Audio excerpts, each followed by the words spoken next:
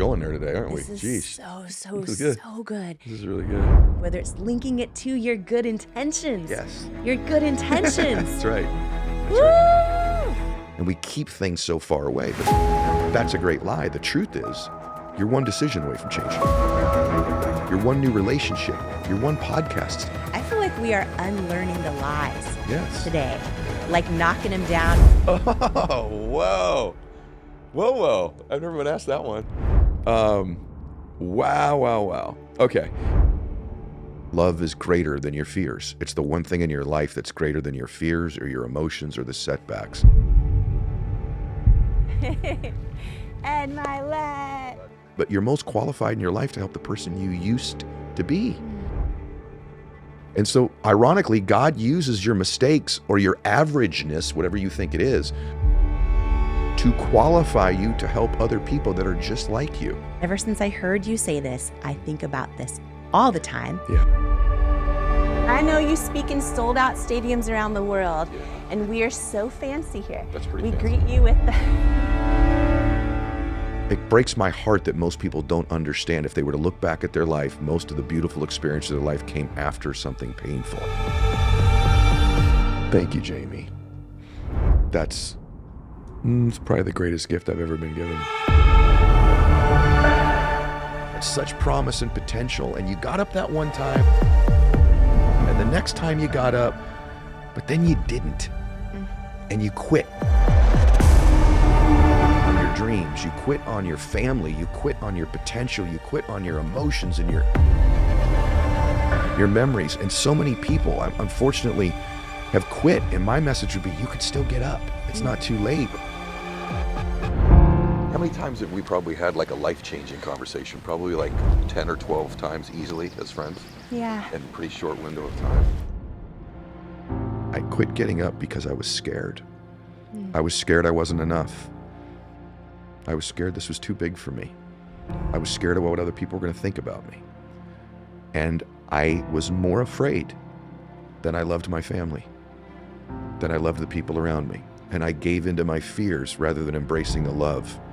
And I don't want that to ever happen. I want when my life ends for me to go, I loved the people around me enough to keep getting up. That love was bigger than how afraid I was. And I think what ends up happening if we don't get there someday, we don't have the emotions we deserve to have, the memories we deserve to have, the life we deserve to have, it will be because we were afraid. And more I become familiar with your work, we're afraid we're not worthy enough. We're afraid we're just not worth it. And I don't want that to happen. So I just remind myself that my love for the people around me is greater than how afraid I am. Woo! Yeah, and they're worth it. They're worth it. I have like full chills. Like full chills. Is that when you see a really happy family, or even like a rich family, somewhere back in their lineage, they weren't. They weren't. Until the one shows up.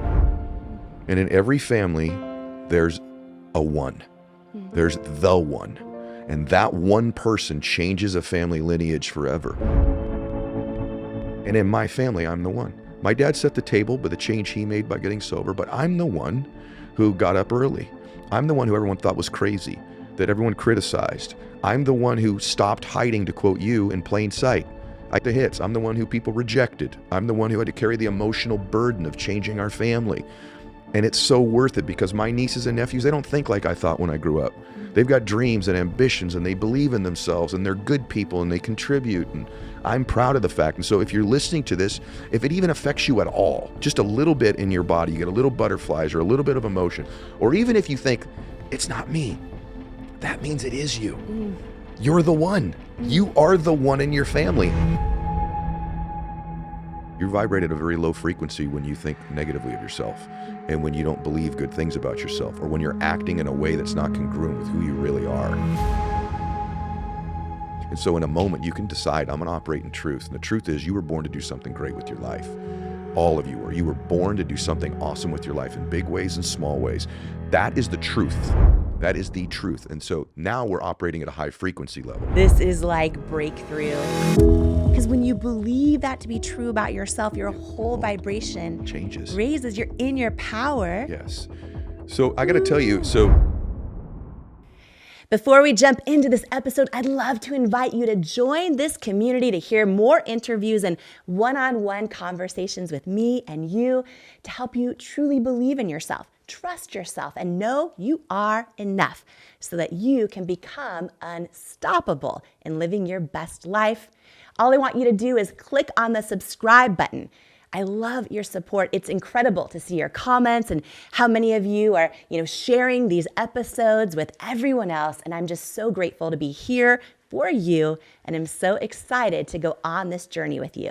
So thank you for subscribing. It means so much to me.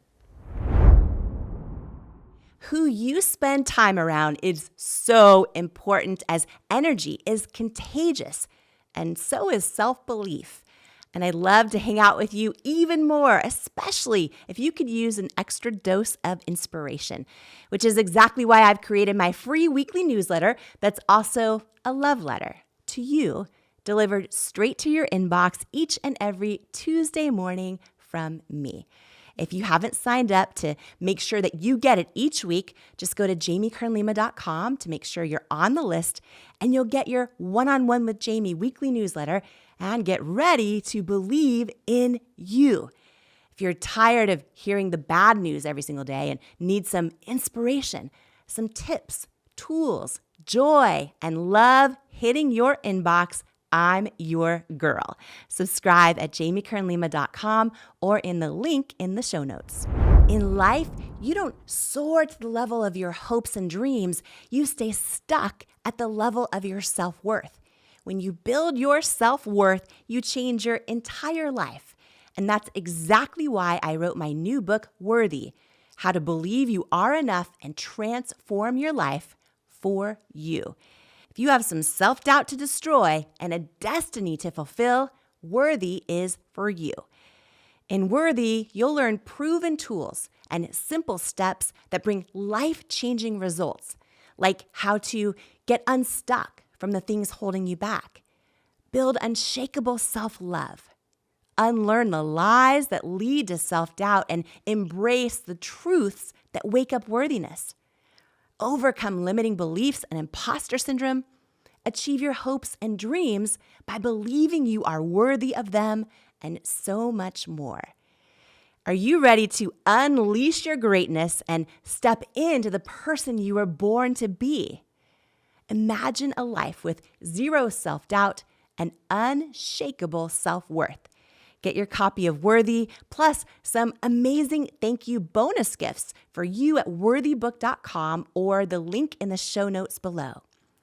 Imagine what you'd do if you fully believed in you. It's time to find out with Worthy. Jamie Kern Lima is her name. Everybody needs Jamie Kern Lima in their life. Jamie Kern Lima. Jamie, you're so inspiring. Jamie Kern Lima. He's been named the top performance and mindset coach in the world by USA Today. He's a renowned global entrepreneur, a best-selling author, host of the Ed Mylett Show, which is now one of the fastest growing and most successful podcasts on the planet. He goes from sharing hardcore winning life and business strategies with his millions of followers online to having full-out conversations with his 3 Pomeranians, Daisy, Lily, and Rose, on Instagram. He is one of the very few people on the planet I call when I need to be reminded of the greatness that's in me on the days I am tempted to forget it. And today, he is going to ignite the greatness that is in you. He is one of my dear friends, and today, he's here to be one of yours. I am so excited for this episode. Me too. Ed Mylett, welcome to the Jamie Kern Lima Show. I am honored to be here, and I love you. So thank you for having me. I'm glad we're going to record what our normal conversations are today. I know. We were talking. We have the most life-changing conversations. We do. And now we're just going to invite the one person watching or listening us in. I got to tell the you, conversation. I just want to say this to you before we start. You're a blessing in my life.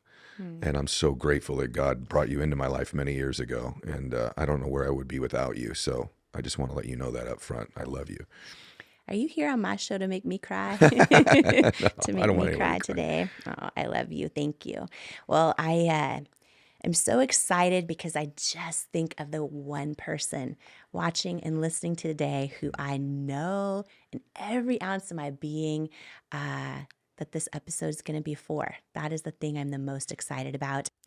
For the person trying to overcome addiction or hold their marriage or relationship together or maintain hope during a season of setback, Ed, can you talk about what you call the power of one more? Yeah, well, I learned that from my dad, as you know, but my dad was an alcoholic. And so when I was growing up, till I was 15. And then we were driving to a Little League game. He was taking me to a Little League game one morning, and my light changed my life. My dad was not a crier. He's a man's man type of guy. He didn't think you're supposed to cry, which obviously I violate all the time. And he pulls the car over on the way to the game, and he wouldn't look at me, Jamie, at first. And he started to talk without looking at me, and he just says, Eddie, I'll never forget this. I'm gonna try to get sober one more time. That was the first time I ever heard that before.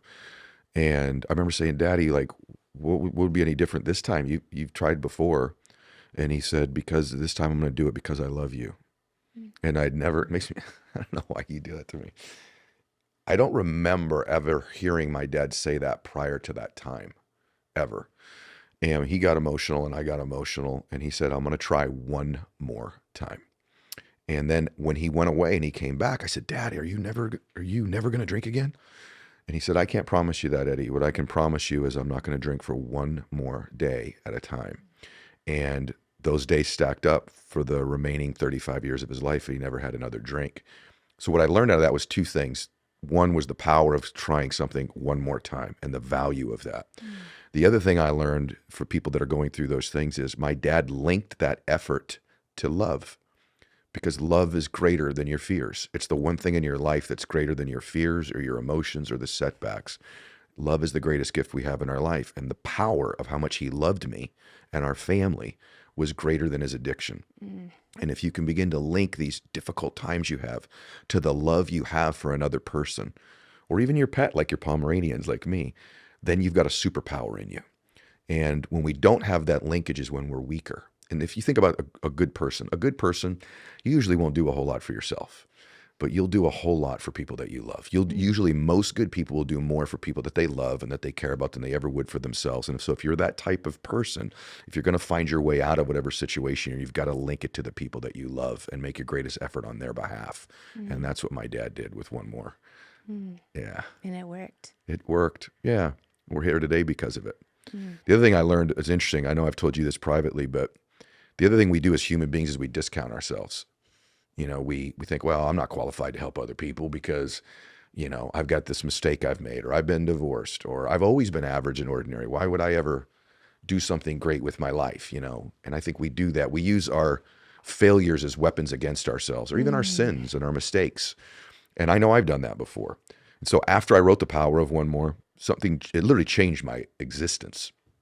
I woke up one night, my wife, Christiana, and I was crying. She goes, babe, what's wrong? I said, someone helped Dad. Someone helped Dad. She goes, what? My father had already passed away. I'd already written the book. She goes, what? I said, I never thought about this. Someone helped Dad when he was going to take his own life. Someone helped my dad get sober. My dad's life changed because some precious human being stepped forward and said, I can help you. I can help you. And that person doesn't know it, but they changed my life. The ripple effect of helping one human being, one person in your life, that power of one more person you help is magnificent. And they don't know, whoever they are, that I'm his son. And I've been blessed to reach millions of people. That act of helping this one man. And my dad was going to take his life. This one man in his time of greatest need changed my life and changed a lot of other people's lives. And Christiana's like, wow, that's amazing. I said, that's not even the most amazing part. The most amazing part of it is what qualified whoever this person is to help my dad? Because I didn't know who they were at the time. She said, I don't know. I said, well, it wasn't that they were perfect or how smart they were, how amazing they've been in life. What qualified them was at one time they were an alcoholic. They were a drug addict. They were lying. They were living in the shadows. They were ashamed. And actually, that's what helped them connect with my dad. Because as you know, we have a mutual friend who talks about this all the time, but you're most qualified in your life to help the person you used to be.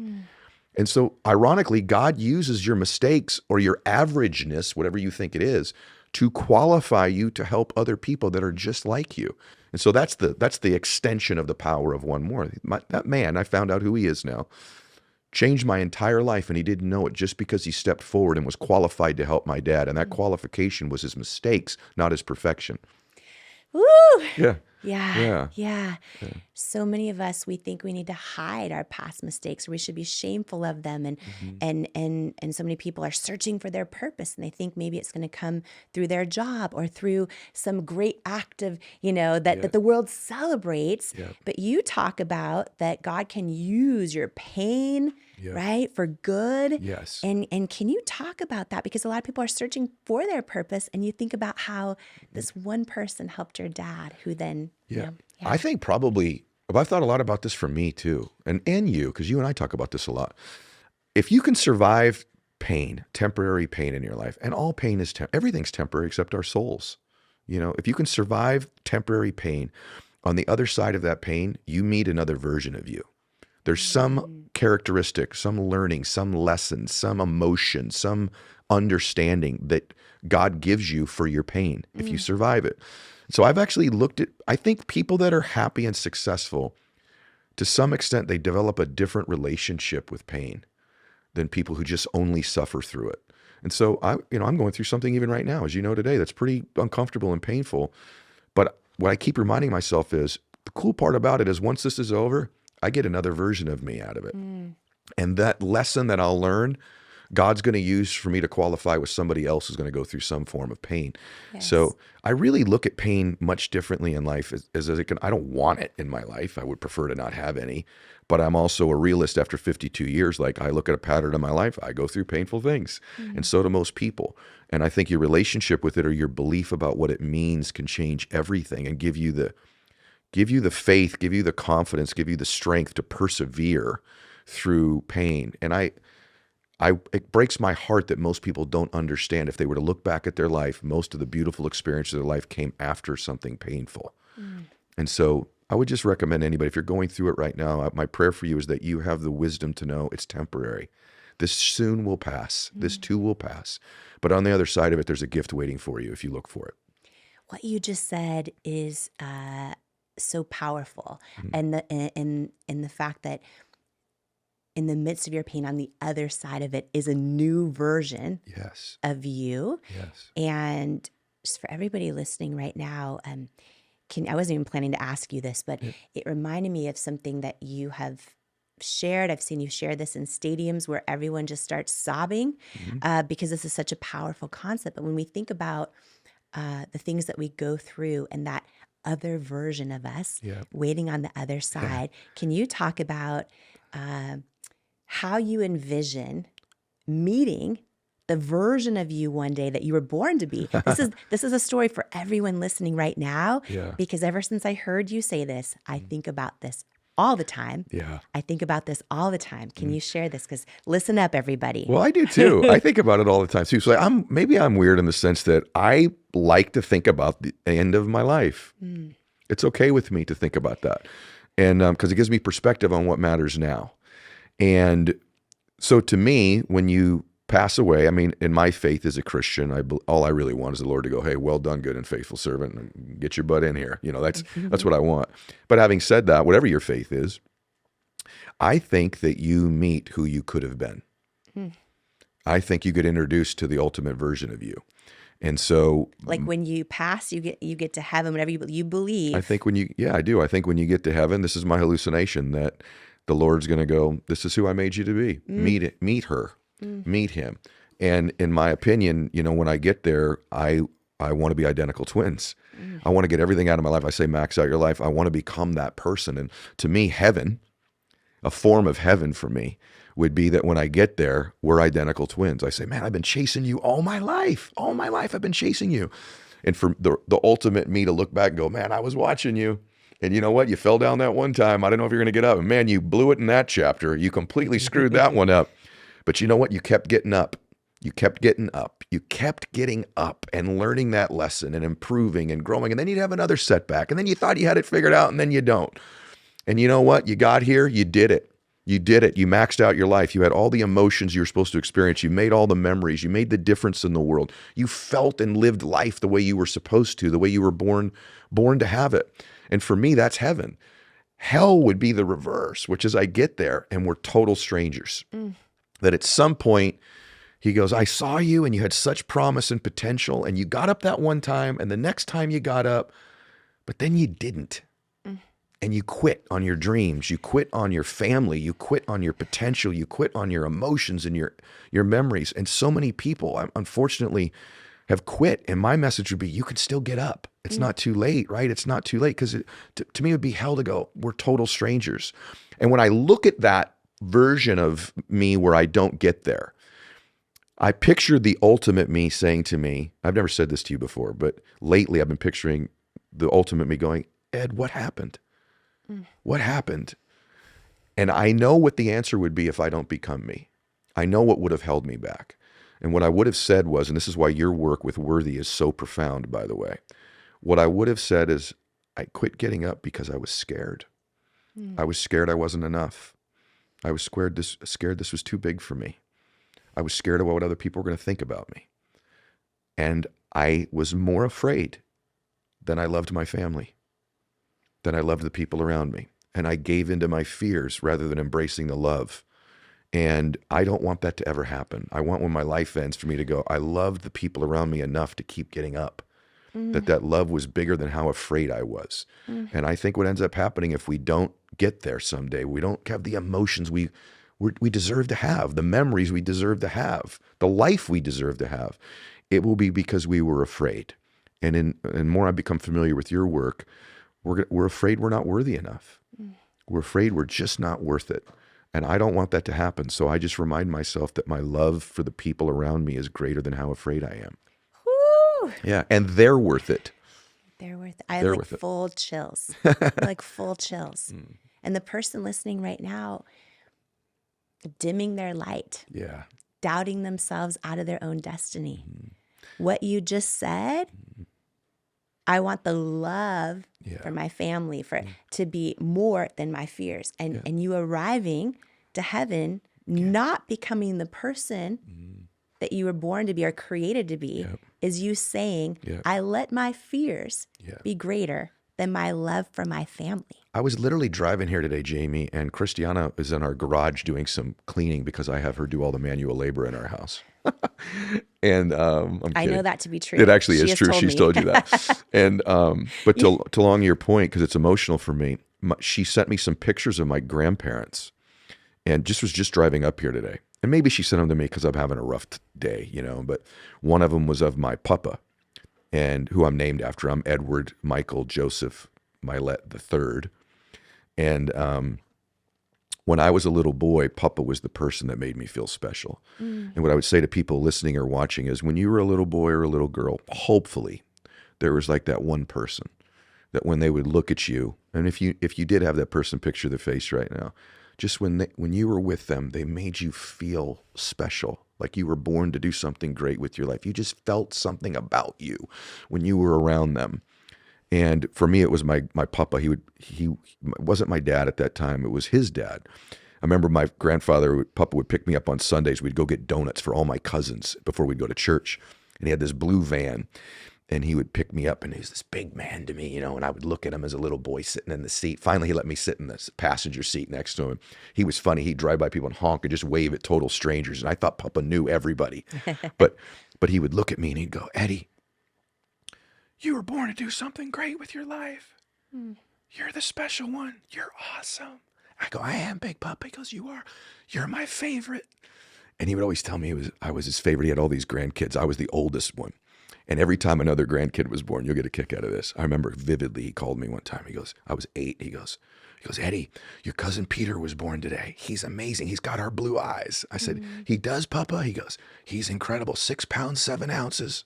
He goes, he's awesome. I go, that's great. He goes, but you're my favorite. And he made me feel special For most of us, maybe it was a coach or a teacher or an auntie or a grandparent or our mom or our dad. What I would just say to you about if they made you feel that way, you probably even get emotional when you think about them. If they're gone, especially, what I would just tell you is they were right. They were right. If you had that person, they were right about you. And maybe the rest of the world hasn't recognized it yet and treated you that way, but they knew. They knew. And if you have that person in your life, honor them with who you become. If they're here, do it so they can be proud of you. And if they're gone, honor them with the man or woman you're changing into. Because in my case, I'll remind myself, Papa was right. Papa was right. And even looking at that picture of him just an hour ago, as I was coming up here, it made me feel something. And so, by the way, the cool thing about life is you could be that person in other people's lives if you wanted to be. You could be their Papa by giving them the gift of your belief in them. And then then you're contributing to people's worthiness by being that person. That's sort of what you and I kind of in a microcosm try to do with our own lives. Yeah. It's not that complicated to be me or you. I just love and believe in people, and I try to find things in them that they know to be true about them and to let them know that's why they're worthy. That's why they're amazing.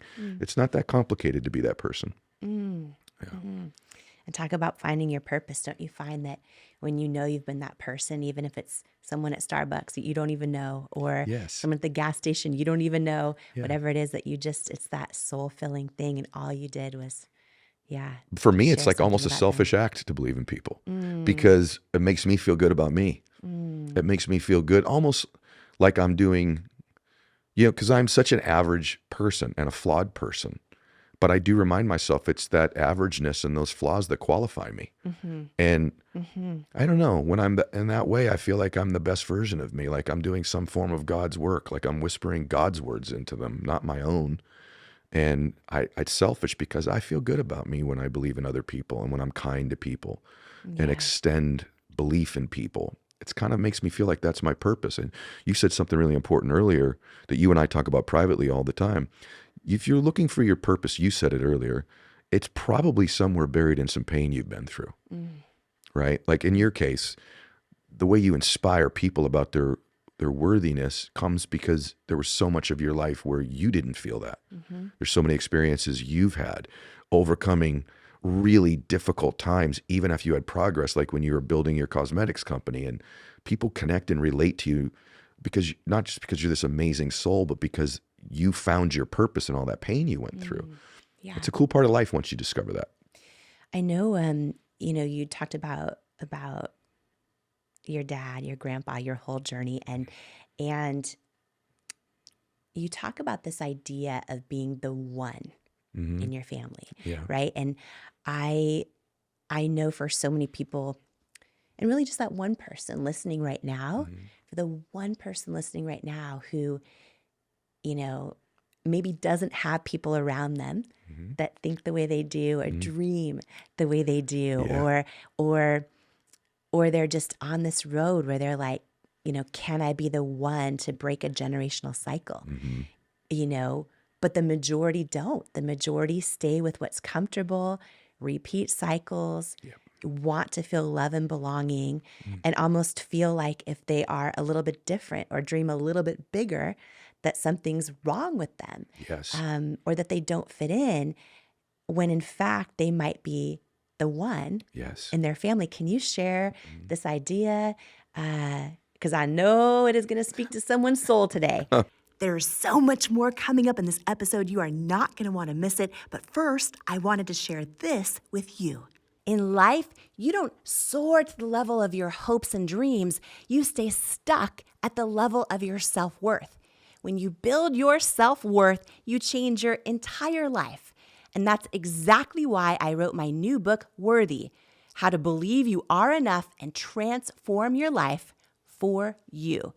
If you have some self-doubt to destroy and a destiny to fulfill, Worthy is for you.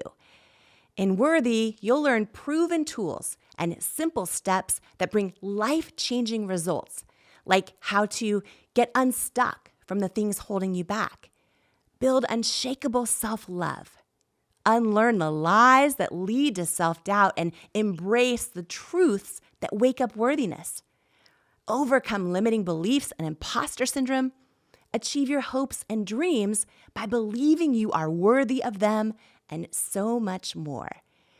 Are you ready to unleash your greatness and step into the person you were born to be? Imagine a life with zero self-doubt and unshakable self-worth. Get your copy of Worthy, plus some amazing thank you bonus gifts for you at worthybook.com or the link in the show notes below. Imagine what you'd do if you fully believed in you. It's time to find out with Worthy. Who you spend time around is so important, as energy is contagious, and so is self-belief. And I'd love to hang out with you even more, especially if you could use an extra dose of inspiration, which is exactly why I've created my free weekly newsletter that's also a love letter to you, delivered straight to your inbox each and every Tuesday morning from me. If you haven't signed up to make sure that you get it each week, just go to jamiekernlima.com to make sure you're on the list, and you'll get your One-on-One with Jamie weekly newsletter and get ready to believe in you. If you're tired of hearing the bad news every single day and need some inspiration, some tips, tools, joy, and love hitting your inbox, I'm your girl. Subscribe at jamiekernlima.com or in the link in the show notes. And now, more of this incredible conversation together. Well, like, you're the one. You are. And so have I become the one. See, here's interesting. When you see a really happy, I remember when I was a little boy, because of what was going on in my house, if we would go out or other families on our street, there would be these happy families. And I go, I wonder what it's like to be in a happy family. Not that my family didn't have joy. I don't want to overcook that, but there was stress. There was angst. If you grew up in a house where there was just that, I don't know, anxiety, right? And I remember, even in our neighborhood, the other kids were kind of afraid of my dad. They could hear my dad yelling, And I remember seeing the other houses where the dad just seemed chill and calm and, I don't know. Did your neighbors know your dad was alcoholic? I don't know if they knew he was an alcoholic, but I think they knew he was loose, I guess is the way I would say it. He could snap, right? I don't think they probably connected it to alcohol, but they definitely knew the Mylett house, there's some noise going on over there, to put it mildly. Yet you could see my dad other days, and he was the coolest dad in the world. But there were just those days where I don't know if any of you had that, there's a sense of shame that comes with being a part of a dysfunctional family, shame and worry. And, I know what that's like. And to almost wish I was in another family. And I remember as a little boy, I had a couple dreams I was adopted, which ironically you were, right? But I would have these dreams like I was adopted, but my real family's somewhere else and they're happy. And so I always wanted to see these families. And what I found out in my life as I got older is that when you see a really happy family, or even like a rich family, somewhere back in their lineage, they weren't. They weren't. Until the one shows up. And in every family, there's a one. There's the one. And that one person changes a family lineage forever. It brings joy and bliss and peace and faith to a family when it lacked it before. Or it brings affluence and wealth and influence to a family when it lacked it before. And in every family, there's the one. And in my family, I'm the one. My dad set the table by the change he made by getting sober, but I'm the one who got up early. I'm the one who everyone thought was crazy, that everyone criticized. I'm the one who stopped hiding, to quote you, in plain sight. I hid in plain sight. I know exactly what that means when it's in your work. It's one of the most profound things you speak about. I know what it's like to finally go, I'm not going to hide anymore. And I'm not going to believe that I'm crazy. And by the way, I think crazy people rule the world. I think crazy, unusual, weird people are the one. And so I'm the one who got up late. I'm the one who took the hits. I'm the one who people rejected. I'm the one who had to carry the emotional burden of changing our family. And it's so worth it because my nieces and nephews, they don't think like I thought when I grew up. They've got dreams and ambitions and they believe in themselves and they're good people and they contribute. And I'm proud of the fact. And so if you're listening to this, if it even affects you at all, just a little bit in your body, you get a little butterflies or a little bit of emotion, or even if you think it's not me, that means it is you. You're the one. You are the one in your family. And there's this great author named Broderick, and she calls it a generational character, a transitional character. They transition a family from a family that maybe didn't have faith or bliss and joy and love and laughter into one who does. A family with, the world doesn't have their thumb on the Mylett family anymore. We're calling the shots now. Right? We're going to get a decent education in our family. We're going to give to the world. We're going to contribute a little bit. The Myletts are going to do something awesome. Right? And so if you're listening to this, you can be the one in your family. And all it really is seriously, it's just a shift. You have to jump up and down about it. It's just a decision. You're one decision away. You talk about the power of one more. You truly are in your life. You are one decision away from completely transforming and changing your life. That's the benchmark. Now, it may not happen that day, but you're one decision away. And usually those decisions aren't made real loudly. It's just like for me, it's like a shift. It's like, you know what? I'm going to start walking a little different. I'm going to start talking a little bit different. I'm going to bow my shoulders back a little bit. You know what? I'm going to be the one. I don't know when it's going to happen, but it's going to happen. And I'm very proud of the fact. I mean, there's not a lot of things I'm proud of in my life, but I'm proud of the fact that our family is different now. And if you're listening to this, you're the one. It's not by coincidence we're talking about this today. It's not by coincidence you listen to Jamie. Anyone who's listening to you and is a part of this amazing show you have now, there's something about their soul that's stirred. That they're like, I think it could be me. I hope it's me. Please let it be me. And if you have any of that in you, you're special. Not everybody goes through life like that. Not everybody cares. Not everybody wants to make a difference. And so if you have that, it's you. It's you. You just need someone to tell you. So we're telling you, you're the one. So let's do it. So yeah, that's the power of one more. And it's the power of being the one. The one. Will you share, I know this is a real personal thing, but growing up and hearing the keys in the door lock. Wow. And going from that moment to deciding you're the one. You trying to make me cry.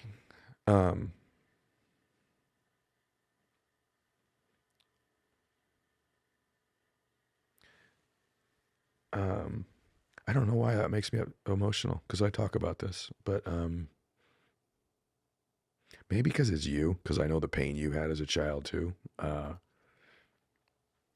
only really have two talents, truthfully, but they're good talents. And so one of them is I love people and I connect with people really well. And the other one is I'm a pretty good communicator. Beyond that, I don't bring a whole lot to the table. And but they were born out of pain. And the main one is the pain of when my dad would come home after drinking, and I would, make sure that my mom and my sisters were going to be safe. And so I would sit by the front door, and when my dad would come home, I could tell by the sound the key made in the lock whether he was drinking or not. I got to that point where if it went in really smooth, I thought, okay, we're okay tonight. And if it kind of rattled a little bit, Dad was probably going to be in a foul mood. And so I would wait for him to come through the door, and I could hear the sound that key made, and I knew. To this day, when I hear a key hit a lock, there's a trigger in me. To this day. My hotel I'm staying at right now, I didn't hear the housekeeper come, and she was putting the key in the door by the time I heard it, and that even kind of triggers me. And so what would happen is my dad would walk through that front door, and I would just start immediately reading him. What's his tie tied like? What's his body language? Can I smell any alcohol on him? How's he walking? Is his tie tied straight? And I began to read with him. I'd be fully present with my dad. And that was the beginning of me being fully present with people. I didn't know that God was using that pain for those years of reading my dad to give me the skill to be somebody who's good in business at connecting or having a podcast and connecting, because I'm so connected to people. And I loved my dad so much. I wanted him to be okay. And so that part of it has stayed with me forever. And it developed me. The main talent that I have in my life is the connection with people. And then once, if I figured out he was drinking, I'd have to talk to change his state. Hey, Dad, how was your day? Oh, it was okay. I'd say, well, man, my day was great, Daddy. It was? What did you do? I got a 93 on my spelling test. I hit a home run in baseball. Where'd you hit it? And I would change my dad's state by my talking and my communicating. And my goal was to get him away from the liquor cabinet and over to the couch, because if he was going to the liquor cabinet, my dad's drink was Beefeater's gin. And I remember just, if I could get him away from there, everything was okay. And what I didn't know as a little boy is God was using this pain for this little boy that I was going through to develop in me the two traits that I would use to help other people the rest of my life: my connecting with people, my ability to communicate. And so that's the perfect example of the temporary pain leading to you being the one. And then I think what happened was I just loved my family so much. I had Bert Kreischer on my show recently, Jamie. And this is why it's so important. We're always overcoming our wiring as a kid. We still are to this day.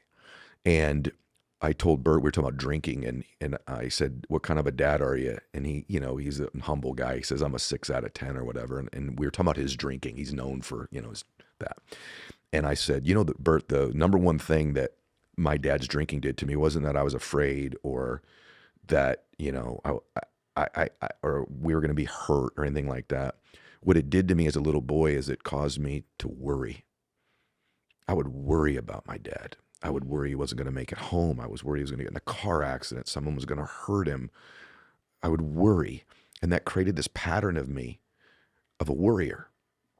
And as I got older and older and older, no matter what happened in my life, I would go back to that pattern of worry and fear over and over again.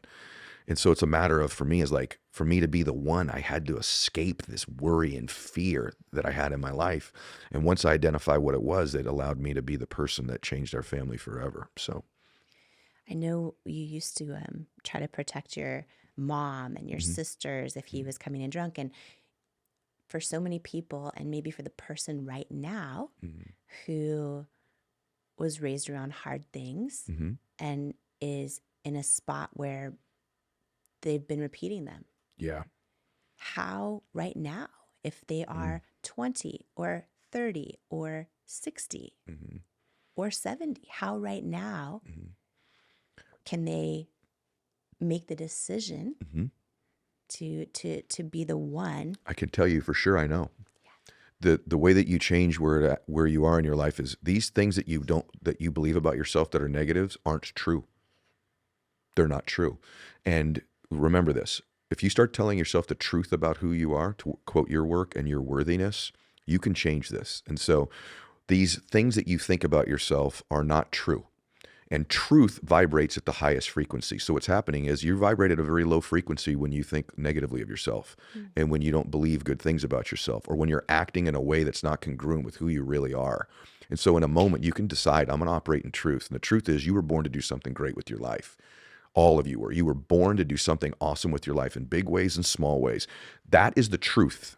That is the truth. And so now we're operating at a high frequency level. When you operate at a high frequency level, it's from that position that you can make changes and adjustments in your life. So for me, when I need to make a change, I operate in truth about me. So if I'm going through a difficult time, I'll tell myself the truth. I'm built for this. I was built for this. I have a powerful God who believes in me. His DNA runs through me. I am built for this. And when I begin to tell myself any truth about me, man, I vibrate at a very high frequency. When I'm telling myself lies about me, that I'm weak and inferior and small and not very smart and all these things that I learned as a little boy, now I'm operating in lies. And that's a very low vibrational frequency, and I'm weak. I feel like Superman when I'm telling myself the truth about me. And you will feel like Superwoman or Superman when you begin to tell yourself the truth about who you really are. And when you tell yourself the truth about how you really are, you feel it. There's something about you that goes, and here's for me the truth. The truth isn't that I'm super talented. The truth isn't that I have a super high IQ. But I can tell you this, there's a power to intention. As you know that I talk about this a lot. I don't link my confidence to my abilities, because Wayne Dyer taught me this when I was a young man. Because you know what? My abilities may let me down. My results may let me down. But one thing I know about me, my intentions are good.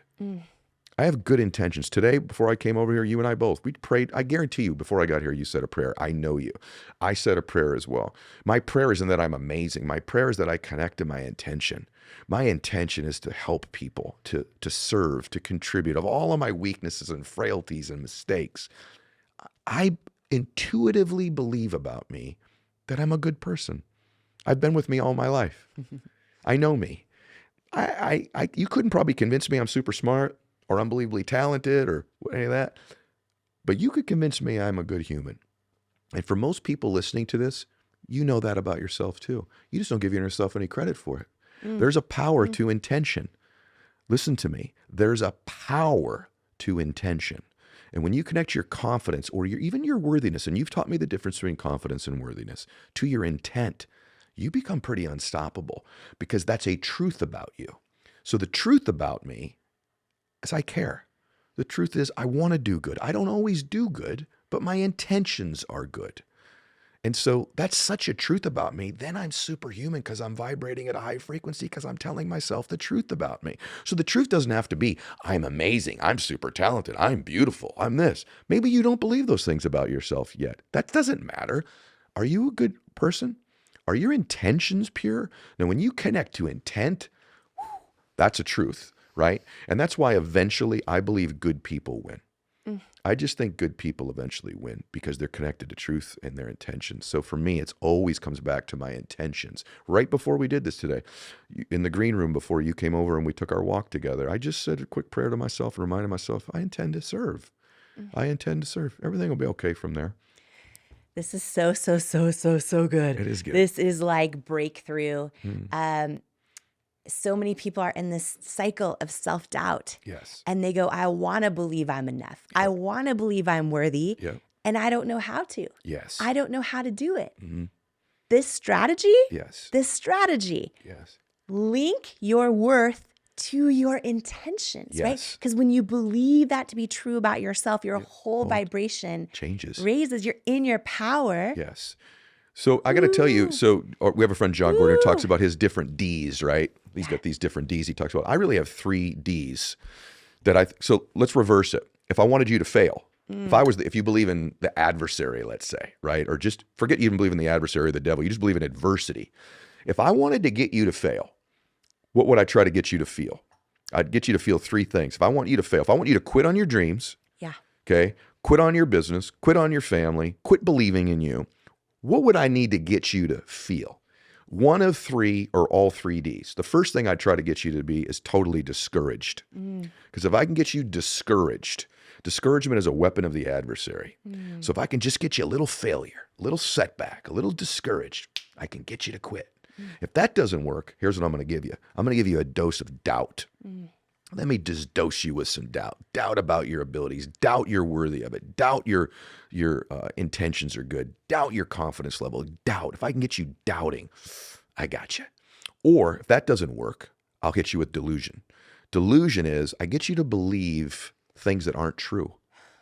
I get you delusional. Or I get you to believe your problem is way bigger than it is. A lot of people, when they have a problem in their life, they start thought stacking it, repeating it over and over and making it bigger. It becomes a delusion. Or some little mistake they've made, they repeat it over and over again. It becomes this delusional, huge thing. So if those are the 3 things that can take me off of my game or off of my dream or off of my heavenly pursuit to become the man or woman I was born to be, I rid them out of my life when I see them. I go, I know what this is. This is that whole discouragement thing. They're trying to discourage me. They're trying to get me to doubt. They're trying to get me to be delusional. And so I look for those things and I identify them when they're there. And then I always go back to truth. The truth is God would never want you doubting. God would never want you totally discouraged. And God certainly doesn't want you delusional. So that's a lie. That's a low vibrational frequency. The truth, which operates at the highest frequency, like we've talked about, is that you were born to do something great with your life. And if you connect it to your intentions, you're unstoppable. Wow, we're going there today, aren't we? This Jeez. is so good. This is really good. Because a lot of people sit around and think, and they're not realizing they're giving themselves the 3 Ds. We That's get right. the 3 Ds from all around us all day long. we do. And so often we're giving ourselves the 3 Ds. Discouragement, doubt, Yes. delusion, Yes. right? And then we're like taking ourselves out to the point where it's easy for someone to believe that's the truth. Correct. But it's not the truth. That's You right. feel it in your spirit. And if you're like, okay, but I keep failing, okay, but everyone's telling me I don't have what it takes. And you're saying, A, that's a lie.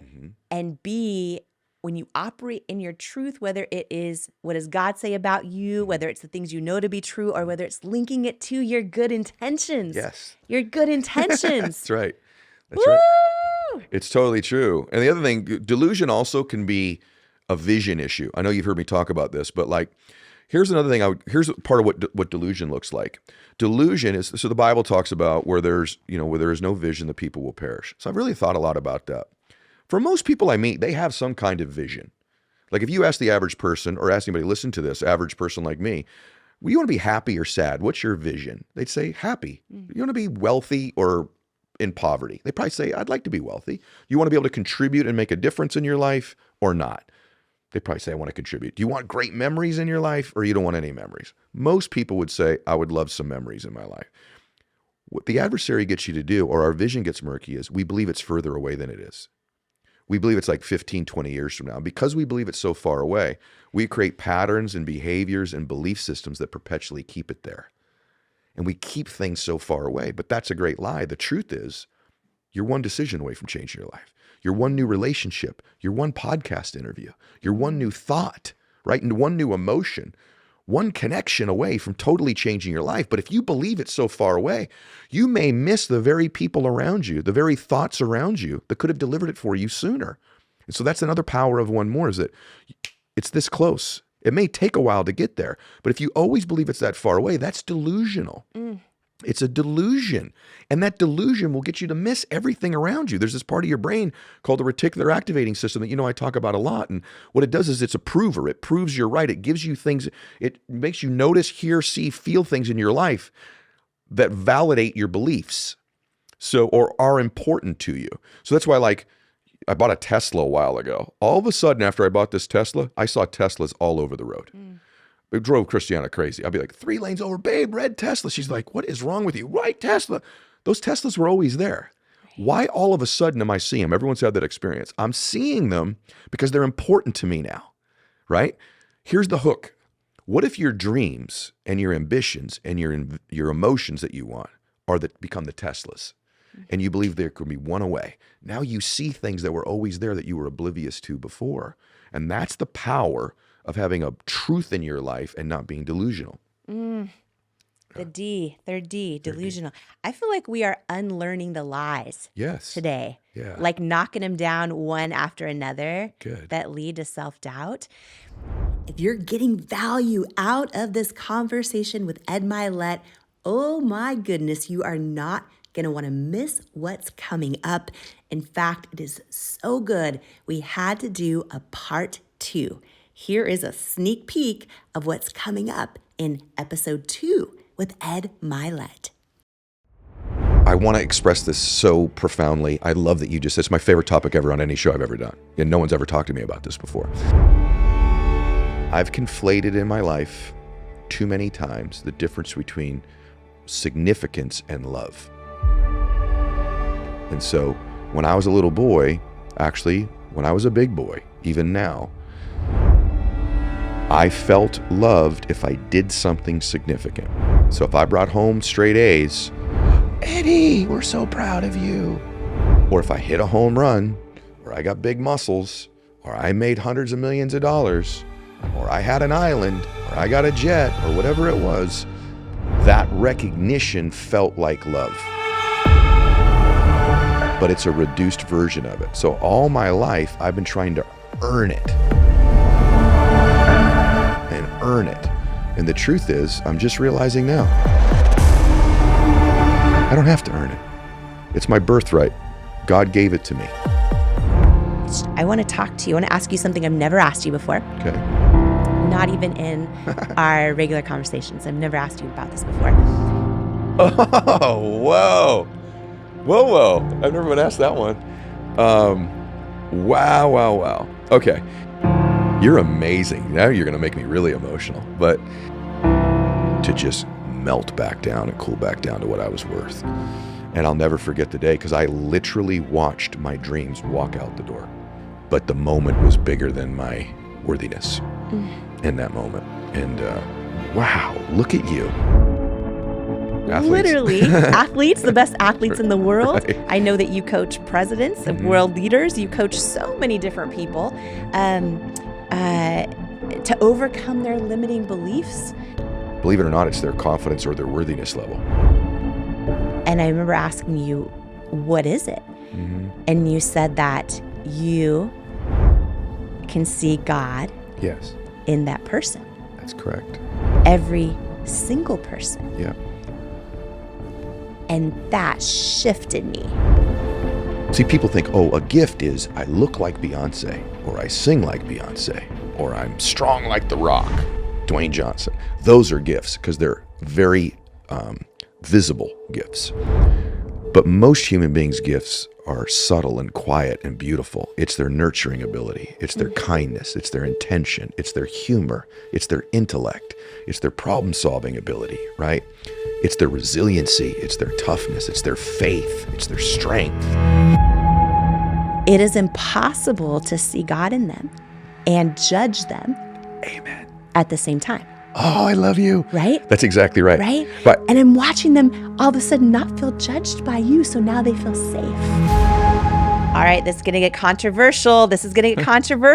Uh-oh. You have said one of the most insidious forms of child neglect is a parent that does not go after their dreams. Yeah. I think you're neglecting your children when you don't pursue your dreams and your potential. That's big what you just said, because a lot of people say, well, I'm really good at loving my kids. That's enough. You're saying, oh, but it's actually caught, It's caught. not taught. And if they don't see you loving you, I say this because I've never said this on any show before, but it's you, so I'll say it. I can't believe I'm saying this with you now. for everyone listening,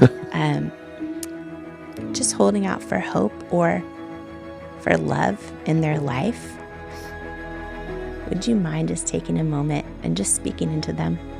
And in your life, you're qualified to help anybody that you used to be. And so if you've been in pain and you're in a little bit less pain, you can help people in pain.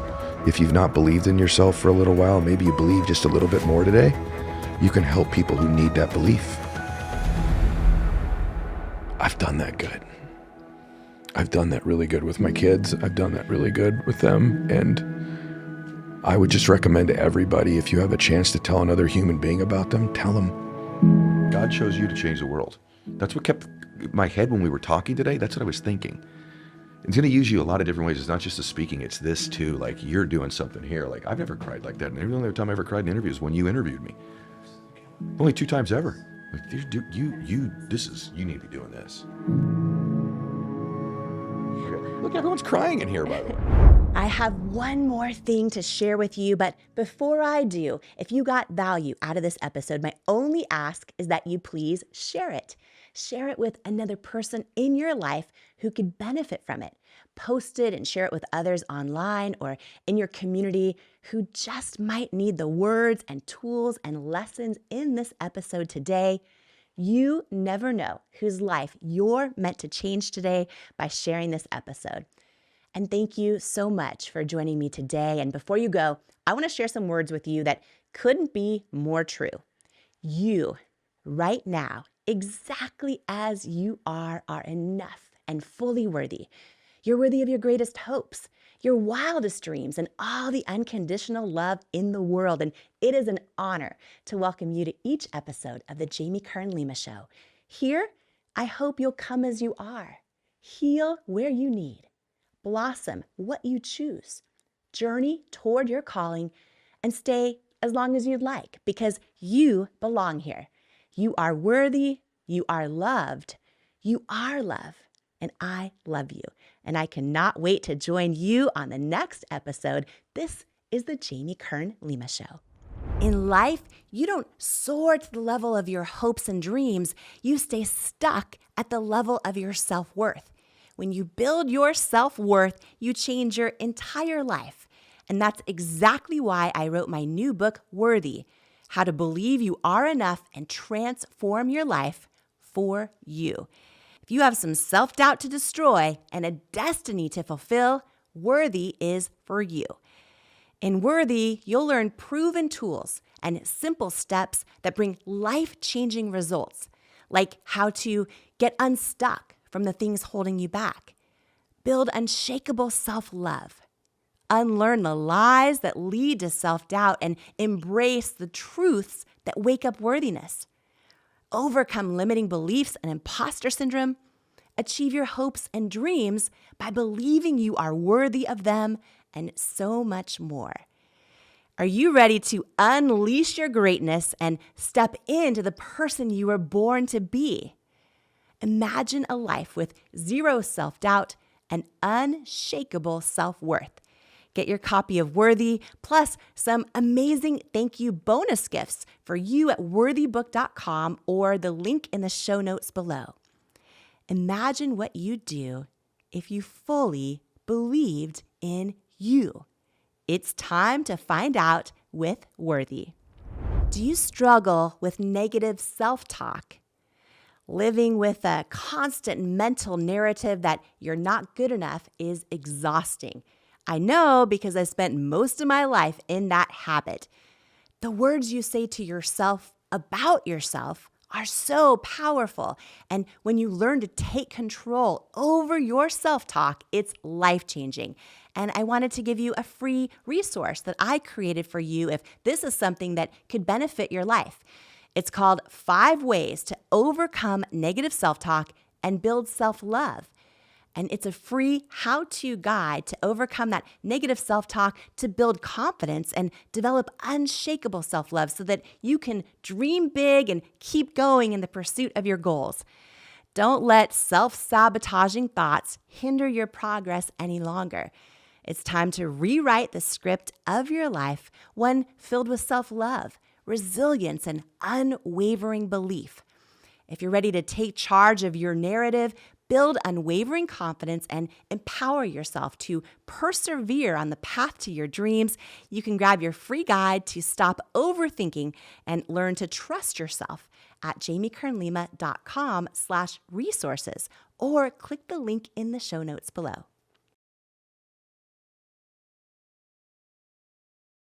If you loved this video with Ed Mylett, I promise you, you are going to love this life-changing video right here on how to live your best life right now. Check it out.